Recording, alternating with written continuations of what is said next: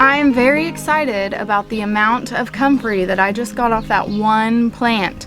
But first I'm going to fill this. I have an empty 5-gallon bucket that I'm gonna fill with some of the leaves and stems that were on the ground. I'm gonna use the damaged ones first to make comfrey tea. Also, look how much I got. This is one plant, you guys. This is insane.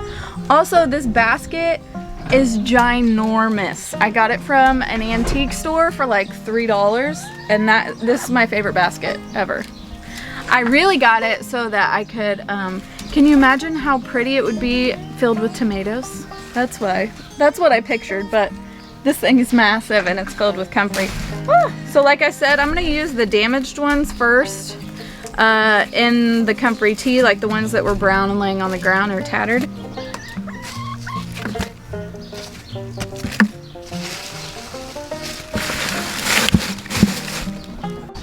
One of the reasons why I like growing comfrey is you can use it as a free fertilizer. So comfrey actually has, it contains nitrogen, phosphorus, and potassium, as well as calcium, all within the plant itself. It has a very long taproot, so it brings up nutrients and minerals from deep in the ground.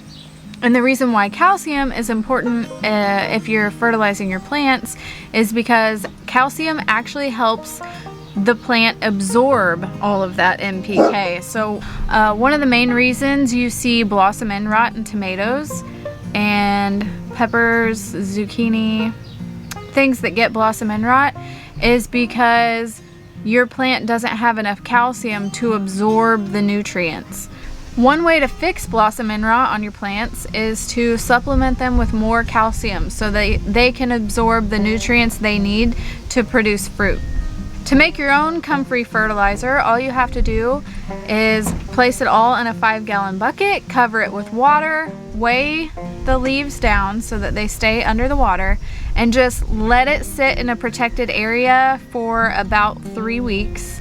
After 3 weeks, your comfrey tea will be ready to use, and all you have to do is dilute it half and half with water. You can foliar feed this, so you can put it in your pump sprayer, spray your plants directly on their leaves for them to absorb it, or you can use it as a drench, which basically just means pour it at the base of each of your plants like you were watering. One of the main reasons why I wanted to grow comfrey was to use it in my own homegrown skincare. I've been making my own lotions and serums for a while now, using mainly just calendula that I've grown or elderflower. But this year I'm really branching out on my medicinal herbs that I want to have on stock, and this is the first one that's ready this year. One of the main beneficial things that's in Comfrey for your skin is something called allantoin. Allantoin has actually been found in a gland inside of a baby's umbilical cord, and it is responsible for rapid cell growth. So it's responsible for how fast the baby grows. But for those of us not in utero anymore, it is very beneficial for your skin. Studies in Europe have actually proven that it is effective in treating skin conditions like eczema, psoriasis, dermatitis, and that same study showed that it actually promoted skin healing by 58%. So to make your skin healing oil, you need to dry out your comfrey leaves. I've laid them in my greenhouse because it's nice and dry heat in there. But you need to make sure that all the moisture is out of your comfrey leaves. Then you can compact them into like a mason jar, squish them down, cover them with like a carrier oil such as grapeseed oil, sunflower oil, any of those like lighter oils that you can use in skincare, and let it sit in a sunny window for about 4 to 6 weeks to infuse the comfrey into the oil. After that, all you have to do is strain the oil off the comfrey leaves. You can put the comfrey in your compost pile, feed it to your chickens, whatever you want to do. But after that, you can just bottle it right there and use the oil rubbed directly on your skin, or I like to make it into a salve so it's a little bit thicker and easier to work with, which is basically just the infused oil with some beeswax melted in. It just makes it firmer. I had actually made some last year, and then in our move to this new house I misplaced it. So I need to restock my pantry with comfrey. Comfrey has a lot of benefits for your skin.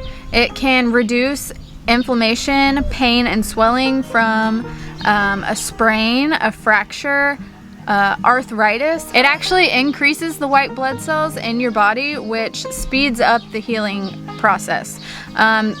Comfrey has been controversial in the past few years. I've read a lot of different things that some people say it's perfectly fine, and then some people say use it with caution. So do your own research and make your own decisions. I feel that it's perfectly safe to use on skin.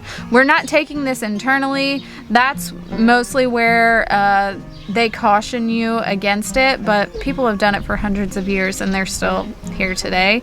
Another way that they caution you from using it is on open wounds, and from what I have researched, the reason why is because it promotes skin healing, obviously, by a lot. So your skin is healing faster than your body can push out any kind of dirt or infection that was inside the wound,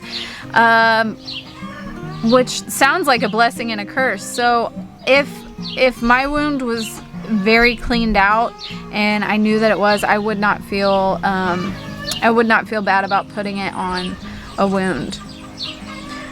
I'm gonna use this on bumps and scrapes, bug bites, joint pain. My daughter Evelyn has a lot of bruising and sprains, achy things, just from her genetic disease. So that's where I plan on using that. Plus, you can use it on sore muscles, achy joints, arthritis. So basically, I just don't think you can go wrong with having this herb in your arsenal, and I'm adding it in mine, and I hope that you take this information and add it to yours as well. Thanks for watching.